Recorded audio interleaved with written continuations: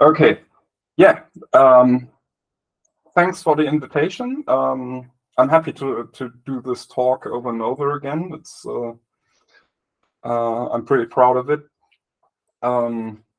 Yeah, and as Johannes already said, I'm working for Rewe Digital in Köln-Mülheim, and I've been there for almost 9.5 years, and went with this company from one team to the current crazy size. And yeah, and recently we discussed a lot internally, like how can we improve our quality, what is quality, and we had those discussions over and over and over again. And yeah, this is like the essence of those discussions, this talk. Okay. First of all, I'd like to ask you to just put in the chat your favorite or your most liked quality metric. So think what's the metric that you know that best measures quality, that worked for you best, that you have good experiences with, or just write I don't like quality metrics at all. That's fine as well. That's a common answer, by the way.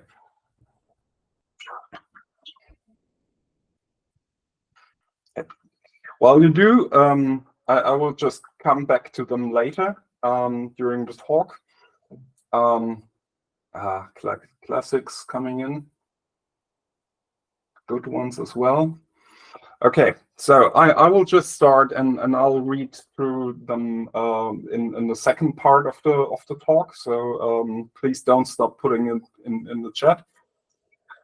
So first of all, I wanted to share some or make some report on why would we actually want to measure quality. What's the deeper meaning behind this? And I thought about this quite a lot, and there are definitely different valid motivations behind measuring quality, but it all boiled down for me to that one point in development where you need to decide between should we invest in improving quality or should we add a new feature? Is the product good enough to be added with new complexity, or do we first need to do our homework or whatever? And that's an important decision, right? I don't know about you, but I've been in a lot of products. I've been working on a lot of products where that decision always fell to add a new feature. And that caused so much pain afterwards and slowed down development eventually so hard that the product needed to be rewritten, was beyond repair, and everybody agreed that that wasn't a good outcome. So the goal for measuring quality, in my opinion, should be, or in my opinion, probably the most important motivation why we want to measure quality is to make better informed decisions about quality over features.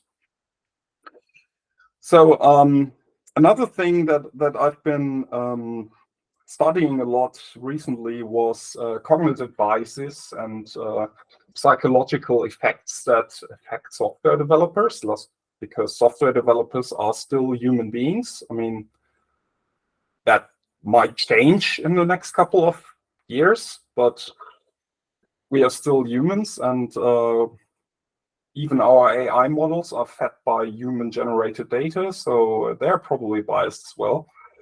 So what could possibly go wrong? One thing, Goodhart's law. Goodhart's law says basically, when a measure becomes a target, it ceases to be a good measure. Why is that? Well, if you over-focus on to fulfill a measure, you can almost always neglect the actual goal. You forget about that goal. The goal was to produce a better product, but now you're only thinking about that measurement, and that can cause a lot of harm. But hey, you will get great numbers fast. Humans are lazy. Humans will, so you set a goal, eat 5 apples, and humans will find a way to eat 5 apples by cheating, because that was the goal, right? Another negative effect. Sorry, Johannes said I'm still a bit ill. Another thing that might happen is, I don't know, is anybody here who works solo on a software product? I guess not. So software development is usually teamwork, right? And teamwork means collaboration. And when you now have measurements for quality, they can easily be interpreted as performance metrics for individuals. The better would be performance metrics for teams, but still, even those can boil down to performance metrics of individuals again. And the negative effect of that is that everybody will think about their performance metrics. And when I help somebody, that usually draws down my own performance metrics. Okay, you might say, okay, then just only measure the performance of teams. So find metrics that only measure collectives. Well, that's nice. But the problem is those collectives, again, won't help each other out anyway. So, and a lot of times, if only 2 teams have talked to each other at an early stage in a product that terribly failed, that failure would have been avoided. So by measuring the performance of groups or of individuals, you harm your collaborative spirit, and that can ultimately cause a collapse of much needed collaboration. It also has a researched negative effect on creativity and on general motivation.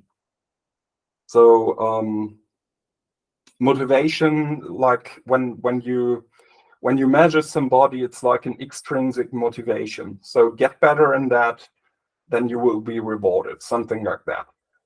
Even if it's just a tap on the shoulder or whatever, it's still a reward. And it is well known that creative work isn't positively affected by extrinsic motivators. Creative workers are usually intrinsically motivated, and you just need to cater to that intrinsic motivation. If you add too much extrinsic motivation, like bonuses and stuff like that, usually creativity takes a dive. It's a really well-researched effect. I have some literature at the last slide for you that you can review to read about that.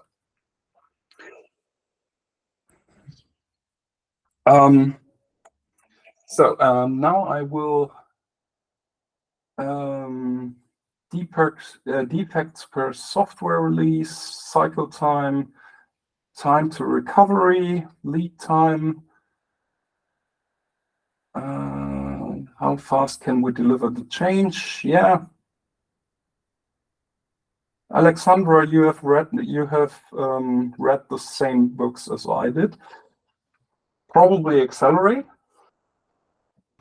Yeah, but I started from, I don't have it at my desk, but really old one, Lean Software Development, where that one, like that's my kind of, not Bible, but favorite one. I mean, it's really old, right? And yeah, it's like something.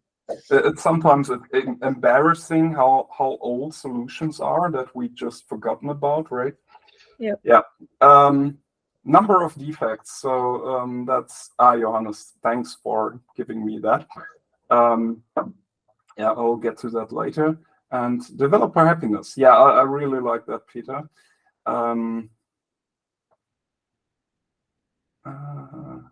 Yeah, right. And okay,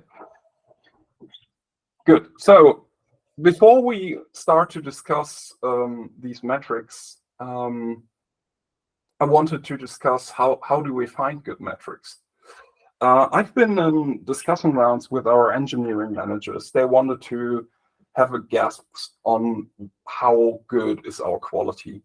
And their plan was to, can we just look into Sonar, static code analysis stuff? And they asked me, what do you think about that? So I was the quality engineer, the advocate for quality in the company back then. And I thought, well, technically, yes, but I really don't like if you do that. And I couldn't really voice my concern. I just said, please don't do that. Let me think about why, but please don't do that. I have a terrible feeling about that. And then I found a method. How could we find new metrics that would actually work? Because a lot of time, I think, we are looking into what do we have. Like we have Jira tickets. Okay, cool. Let's do some measurements with them. So we often are biased to use data that's already there. But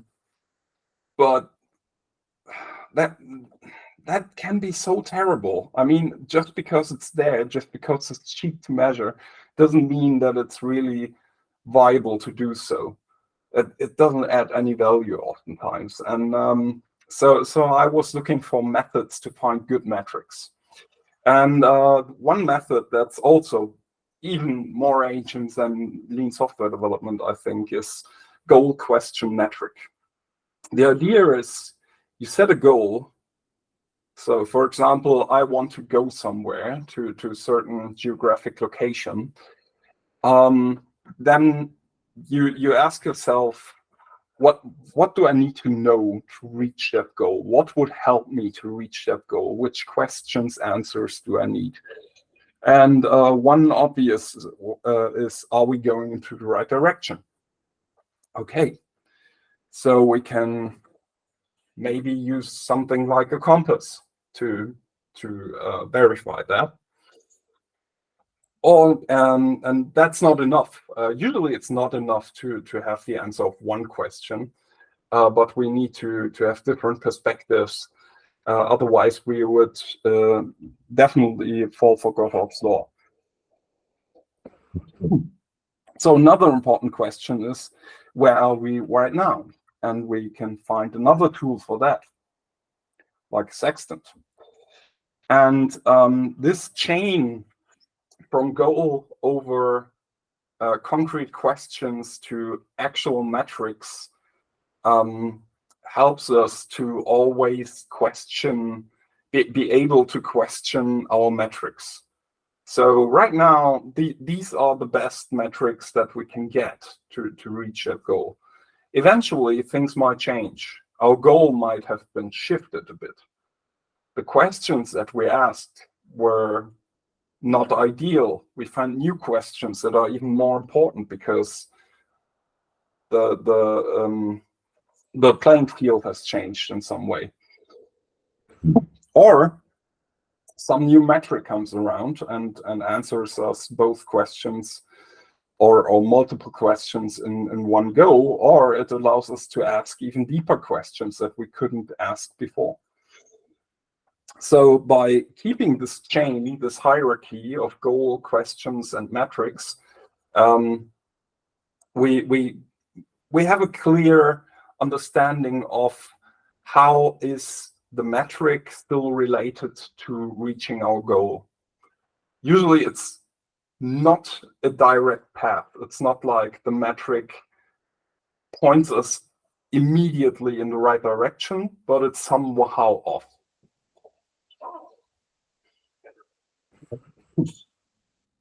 And another basic thought, which quality do you actually want to measure? What is quality to begin with?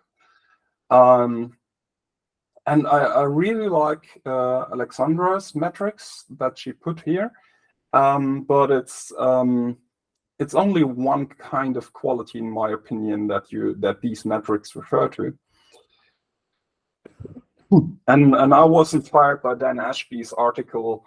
I always forget the number. I think it's 8 perspectives on software quality. And he put different perspectives, different stakeholders in those perspectives. And I stole that idea here. So in my opinion, we have an outer quality. That's a quality most testers would think about, because it's a quality that people can perceive that use the product. So users, usually testers also, when they do black box testing,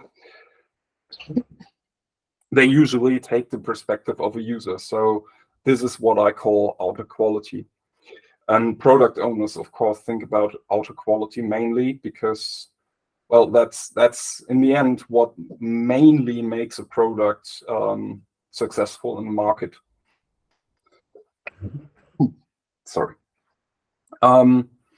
Another kind of quality is the inner quality, and this is what you always get when you ask the developers, how's the quality of the product?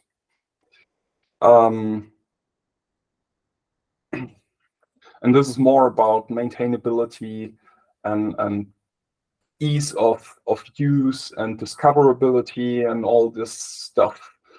The thing with inner quality, it affects the outer quality, but users cannot really tell if this is a good quality. Usually it shows in something like performance or in a recency, like how many updates do I get per year. Bad inner quality makes frequent releases often quite hard. And also the price of the product can go terribly up. But there is no direct perception by users of inequality. And the final thing is process quality. And process quality is it's a bit of both. So this is what managers care about a lot. And the factor that I missed in outer and inner quality is the team. So do I have the right developers for the right product? So I have a Java product, but I only have PHP developers. That's not a good match. Or I have too many developers or too little developers or no front-end developers. I don't know. I'm missing I don't have any DevOps engineers and nobody is knowing what they're doing on AWS. So that's the quality part that's mainly in the staff and how the staff is managed and supported. So let's have a look in some metrics for outer quality.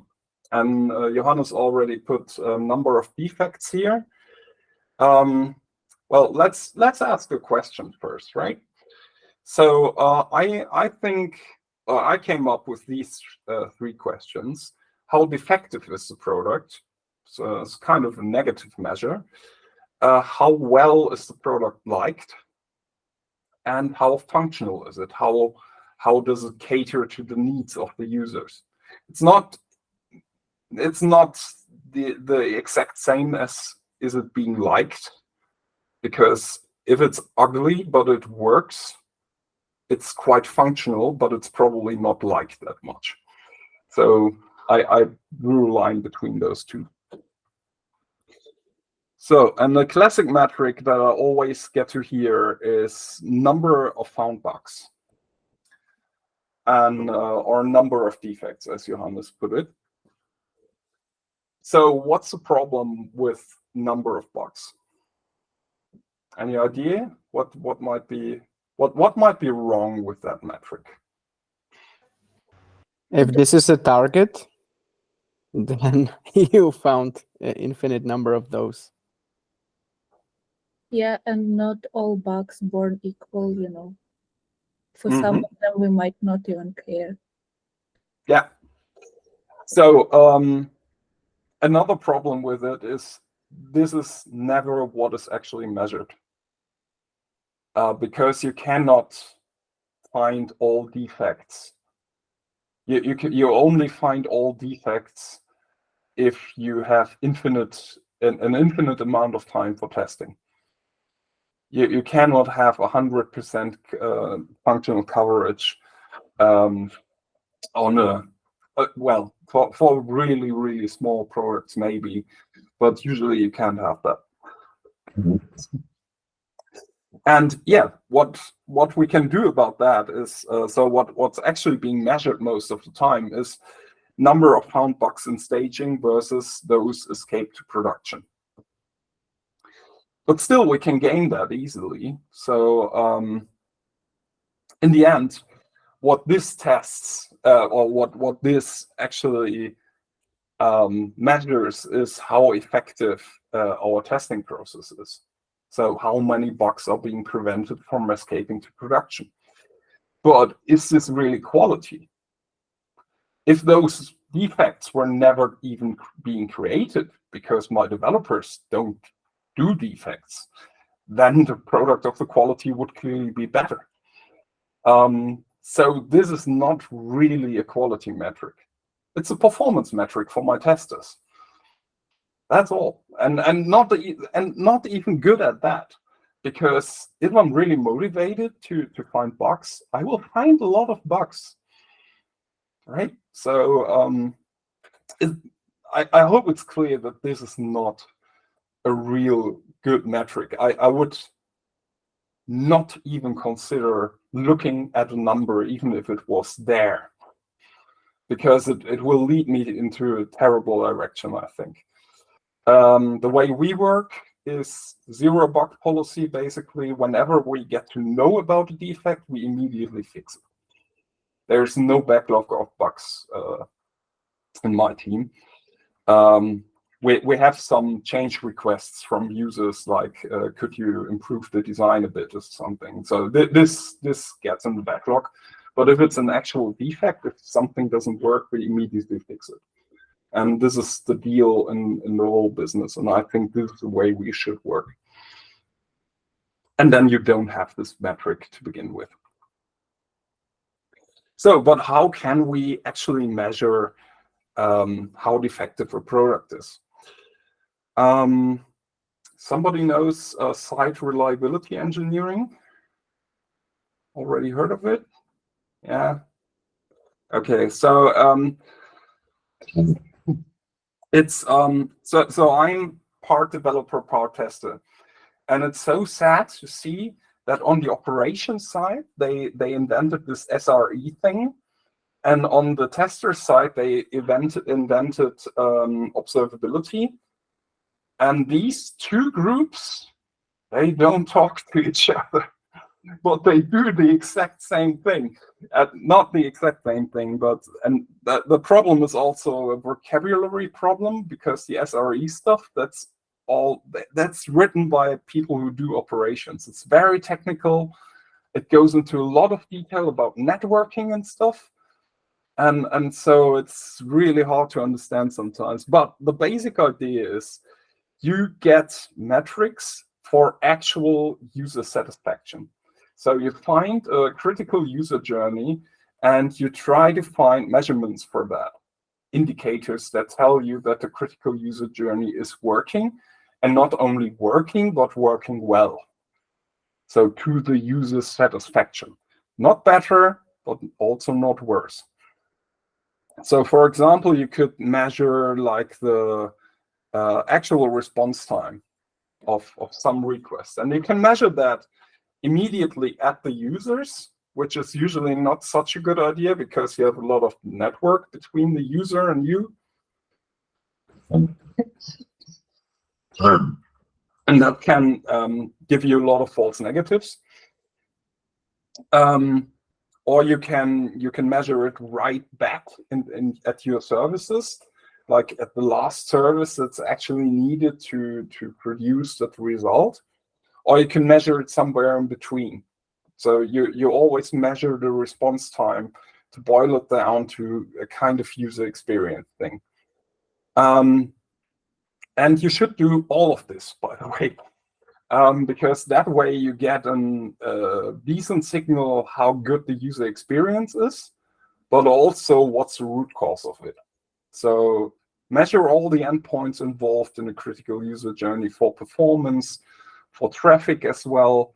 So if traffic drops drastically, you usually have a problem. If response time rises terribly, you have a problem.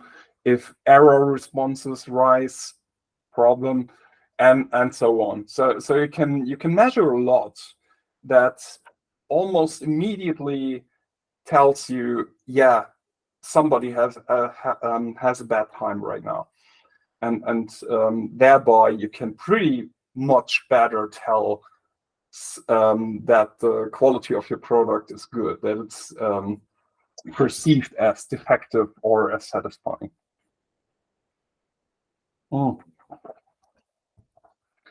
So how well is your product liked?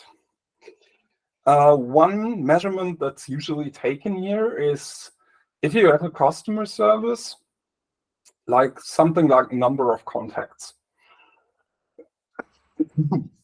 So you have a number of people calling, writing emails, reporting defects. And certainly that number should be really low. But we can again gain this quite a lot by making it just hard to reach customer service. For example, at Amazon, have you ever tried to call Amazon? It's really hard to even find a phone number.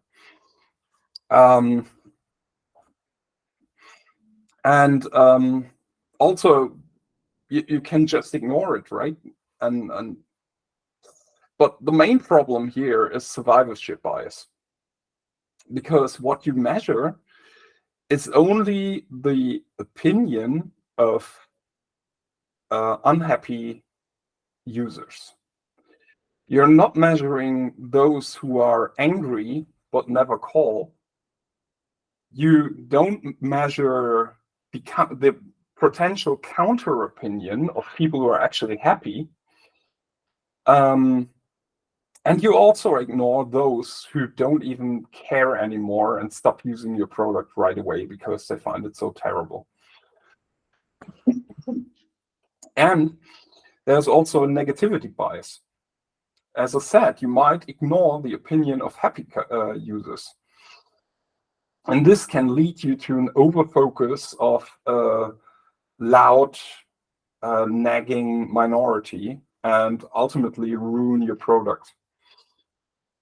So try to just relying on a complaint metric is probably not a good idea, because you're not measuring how well your product is liked, but rather how many people are complaining. And that might not be a good measure at all. So another way of doing this is just send out surveys. This is dangerous and this is an art. Please don't just do something. Like, don't tell my colleagues who are doing this. I haven't found out who does this, but the feedback form for the Rewe Lieferservice in Germany, that's terrible. It's so long and it takes you forever to fill this out. And it doesn't ask the right questions that I want to answer. And it doesn't let me skip questions that I don't want to answer. So if you don't want feedback, just make it really, really long. And only ask for free text. And yeah, okay, never mind. So customer or user surveys are a good idea, but they need to be short, they need to be accessible, they need to be easily used. And if somebody just wants to rant how bad the product is, the survey should cater to that need. And if somebody wants to say, I just find this amazing and I don't want to voice this any further, that should be possible as well. So keep it simple and stupid is my recommendation for this. The most stupid and easy thing is a 5-star rating in app stores, for example, that you might get.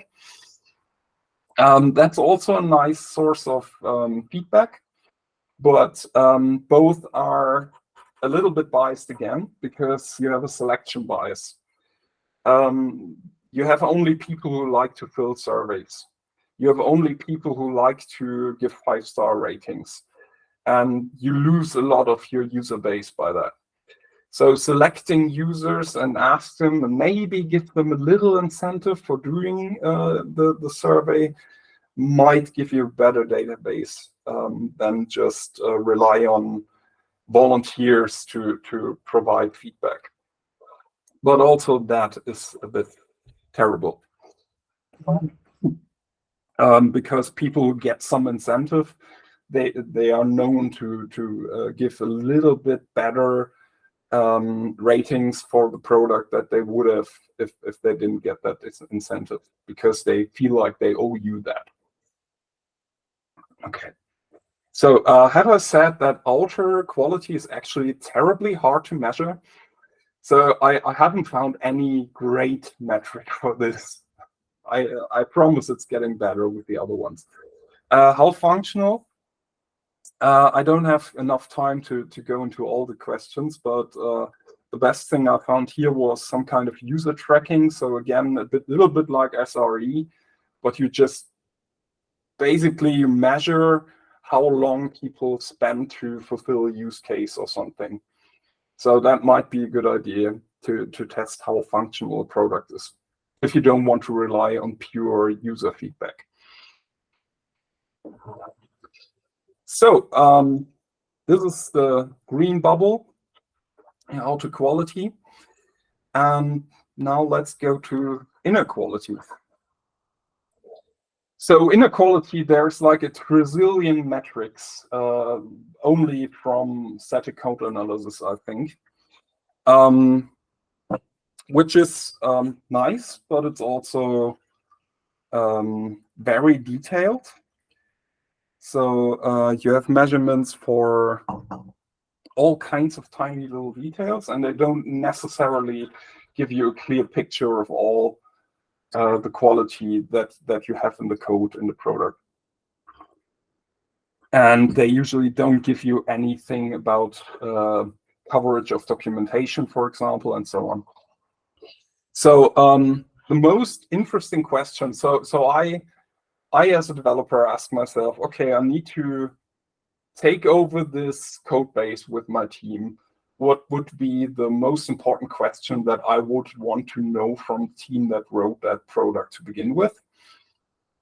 First of all, how well is this product protected? So if I do a random change here that looks good to me, how likely will the test suite, for example, or some other mechanism tell me that I just broke something? So how easily can I introduce a defect to production when I have no idea what I'm doing? How confident is the team with the product? So this already introduces a bit the team component. So I just take over the service. Oh, it's written in Scala. Nice. What is Scala? Why is that? How can you do? Okay. That's probably not a good confidence value there. And how maintainable is this? So how much effort will it take me to, I don't know. Recently, Spring Boot 2 got out of support. I spent a lot of time migrating services from Spring Boot 2 to Spring Boot 3 these days. And some services are really like, yep, did the migration guide work great?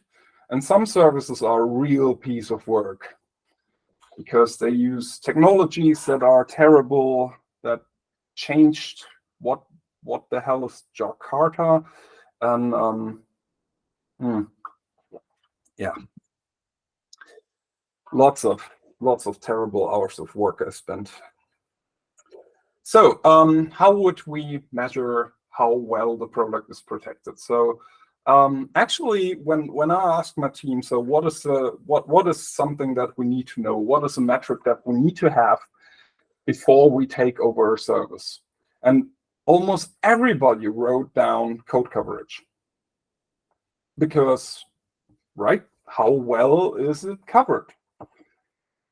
Yes. So here's a little example. It's a bowling cutter. So pretty simple code and needed to fit the slide. So on the left-hand side, you have a test. On the right-hand side, you have the code. And if I now execute this test, I get a pretty decent coverage. Only 2 lines missed. Okay, that will hopefully be covered by another test case. That's nice. Okay, which part of the test code could I just delete and still get the same coverage? Given, when, or then? Yeah, Peter is right. I can just remove the assertion. And it still gives me the same coverage. Now, isn't the assertion part kind of the important part? So the one that actually gives me good coverage? Yes. So unless the code is supposed to throw an exception, the assertion is a real important part. So code coverage really doesn't tell me how well this is protected, but rather how much code is not executed by tests. And this is not what I asked. This is not even something I want to know. I mean, how much code is executed by tests? That's a no information, basically. How much code is not executed? Okay, that's at least a red flag if that value is really high. But so code coverage is extremely low, that's usually a red flag. But if it's really high, it doesn't give me any information at all. So what's an alternative? Any of you ever heard about mutation testing? So basically, mutation testing is mutating my production code, executes the test, expects a defect. So a failing test, not defect, failing test. And this works. If I omit an assertion on the left-hand side, probably a mutation would survive. So the code got mutated, and there is no test failing. So this is great. This gives me a much better feeling of how well the code is actually covered. The downside, though, is it takes quite a lot longer because finding code coverage is a first step in mutation testing, and then it needs to mutate the code and execute all the tests that cover the mutated line over and over and over again. So this is a lot more execution time on your test suite, certainly. I mainly use it to write my initial test suite and maybe in nightly builds. But it's still, if I really need to know how well the code is protected, for example, before I take over a code base, maybe run the mutation testing first. Much better information. How confident is the team? Well, how would I measure that? Ask the team. I like pretty simple questions. How effective can you work with the code? How confident are you to be deployed to production? What would you need to improve the above answers? That's all. Simple. You can do that once a week. And so, for example, when you change the team, when a key developer leaves the team or a lot of new developers enter the team, usually these surveys change dramatically. And that's okay, that's fine. You just need to keep an eye on how they develop. And I'm not a big fan of weekly surveys, but just do them once in a while, just to have an idea on how well the product is catered to.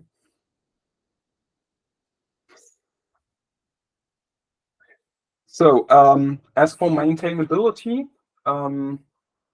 there are some metrics I came across. I mainly would go for DORA metrics here, which I have in the third part, because maintainability in the end is a huge overlap with process quality. So for now, team surveys, mutation testing, also for maintainability, code complexity, or just lines of code. Yes, lines of code, that terrible thing that you should never measure. It actually tells you how many lines of code a team is maintaining. And unless most of these lines of code are pure bullshit, that's actually quite a valid measure. So if you really need a bird's eye view, lines of code is okay. I would rather do something like cyclomatic complexity, or there are a lot of different types of complexities that you can analyze in a code. But this is also quite interesting to know. Just to have an idea, okay, how much cognitive load is on that team? How much complexity are they maintaining? And number of code smells. So static code analysis, I omitted it here because most people just know about this stuff, but look into static code analysis. It gives you a lot of information. I'm not a big fan of those A, B, C, D ratings that Sonar gives you, because they hide too much. But as a high-level index, and as long as only developers look at this, who can interpret the deeper details, I really don't mind. I think it's valid to do that as an early warning indicator. I really don't like when managers look into that, because they really don't know what that means, right? So please don't. Unless you want to give me time, like enough time, not weeks, not months, just enough time to fix that, then we can talk. Speaking of managers, so I was thinking hard, because I actually like our engineering managers. They're good guys. They really meant good, but and I felt like, I feel you. You should have some way of telling if a team is in trouble or not. I get that you need that to prioritize recruiting or something like that. So I thought hard for things that I would trust the manager with. And ultimately, I came up with these questions for management. How safe, how fast, and how productive is the development process? Because ultimately, managers need to care about the return on invest. And this is basically what they need to know, or engineering managers need to. So one metric that many people know for how fast the process is velocity.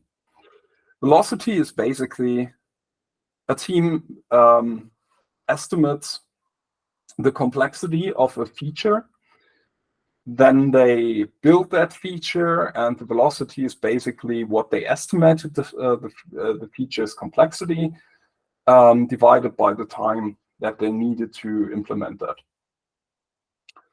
And that's terrible, because here you give the value of the metric to the ones who can only influence it.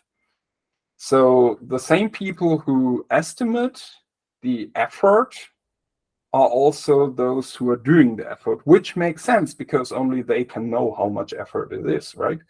But that's not really what you want to know. Because what you really fast get, if you get velocity into managers' heads, is point inflation. I've seen it happening.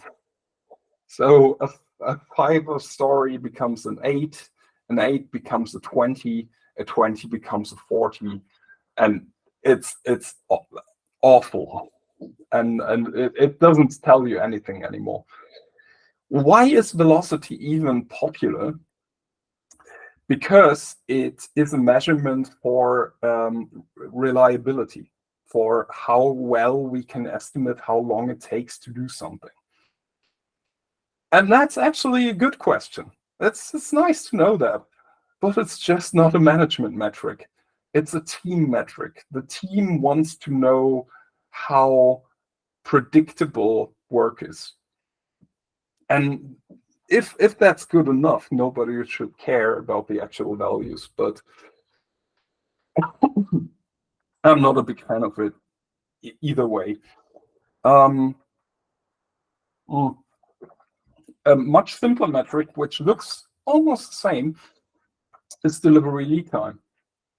So you just omit the flawed estimates and just say, how long does it take the team to deliver something meaningful to production?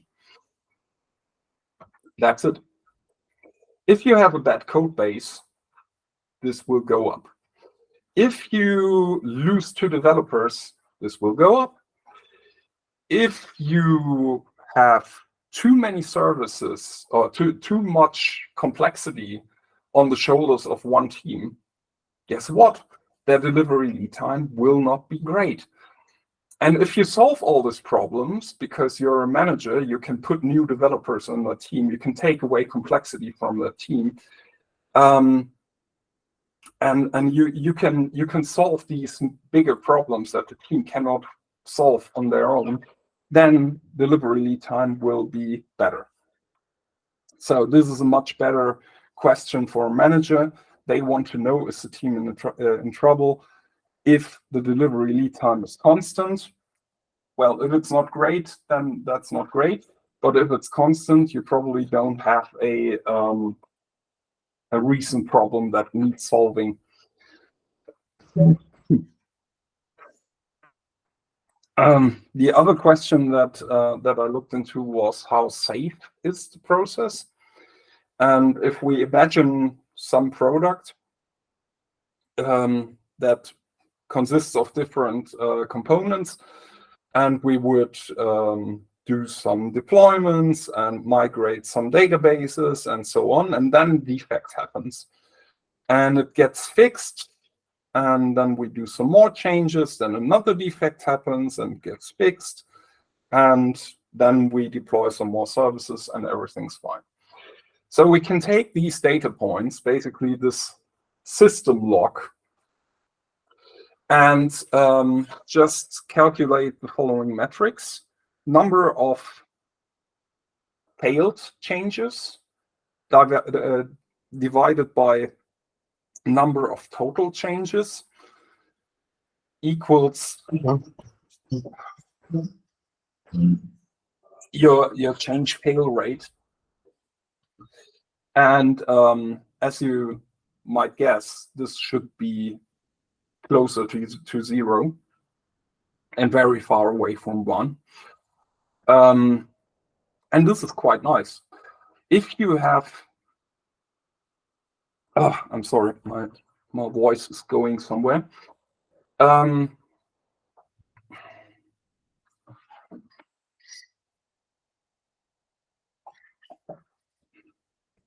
So if you are able to do a lot of small changes that don't cause much damage, it could cause small damage, but not big damage, then this is actually good. This is a desirable state. You are able to do a lot of small changes. That's cool. And then your change fail rate will be close to 0 because you just do a lot of changes. If you are really good at preventing fail changes, then that would be good as well. So you don't do much changes, but you're really good at preventing failures. That's good as well. Both, I think we can agree, are desirable states. If you just don't know if something will break if you do that, which is still the mode a lot of people do platform work, in my experience, then you will have a lot of fail changes over and over and over again, and then this will be a real bad metric, and rightfully so. Another thing, same scenario, is the mean time to restore service. And here we just take the time we are in a defect state and divide it by the number of defect events. And by that, we get the time that we needed, that we basically spent in defect state. So if we are really good at detecting that we are in defect state, so a lot of software products that I know aren't, they would just deploy to production, something breaks, some customer calls customer service, that's how they know something broke. So that's the worst case scenario, in my opinion. But if you have measurements like SRE or something like that, you will immediately know, oh, we just did an oopsie, and you can roll back immediately. So just by knowing that you broke something, this will improve. And you want to be good at knowing that something broke. This is definitely desirable. And also, if you rarely ever break something, that's also a good thing, right? Okay. Sorry, my voice is really bad now. So we'll just wrap this up.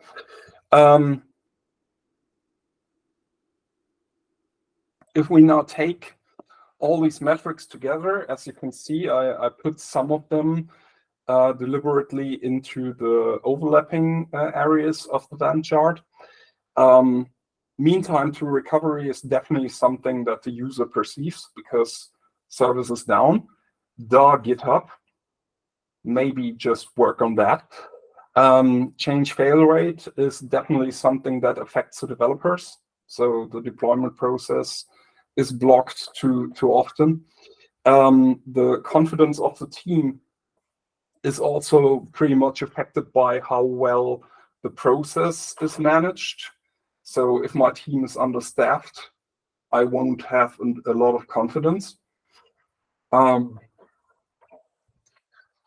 The code complexity has some influence definitely on the user experience, as I said earlier.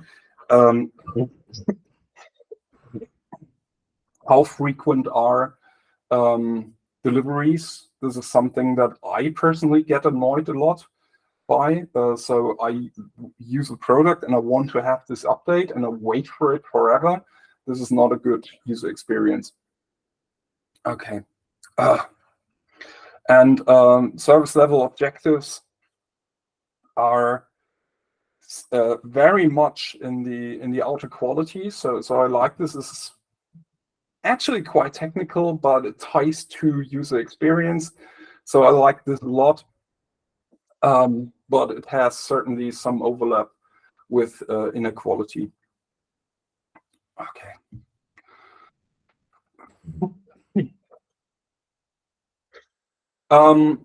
One of the crystallization points of this talk certainly was the book Accelerate.